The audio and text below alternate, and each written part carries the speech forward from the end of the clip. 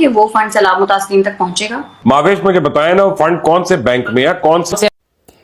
बिस्मिल्लाह, माशाल्लाह माशाल्लाह जी। इन्होंने सबसे पहले तो जी सवाल किया है कौन से बैंक में है, ताकि हम वेरीफाई तो करें।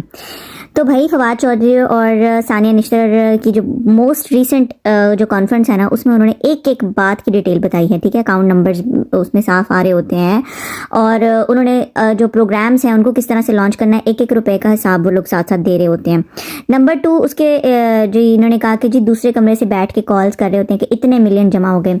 तो आपका जो बुग़्ज़ और आपकी जो प्रॉब्लम है, जिस जगह पर आपको तकलीफ हो रही है, यहाँ से ये बात भी बहुत ज़्यादा जो है वो सामने अब आ रही है कि आपके पास कुछ नहीं बचा अब इस तरह की बकवासियात करने के अलावा।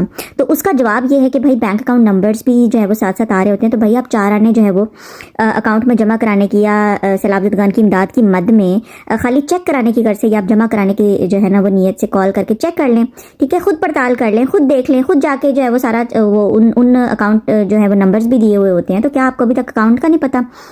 तो और दूसरी बात ये कि आपकी बारी जो टेलीथॉन हुई थी, आपकी इन्हीं शायद जो है फजूलियात की वजह से जो है आपका इतना इस कदर उस पास से मुंह टूट जाना चाहिए था कि टेलीथॉन आपकी बारी जो है वो लाइव अमेरिका से बजरिया जो है वो वीडियो के सब कुछ साफ साफ दिख रहा था, दिखाया गया है। तो आप लोगों ने पहले उसको जानबूझ के जो है ब्लैकआउट किया, बॉयकॉट किया, लेकिन फिर भी बहरहाल दुनिया ने देख लिया। बाद में यूट्यूब आ जाती है, सारी दुनिया पागल नहीं है, सब लोगों ने देखा।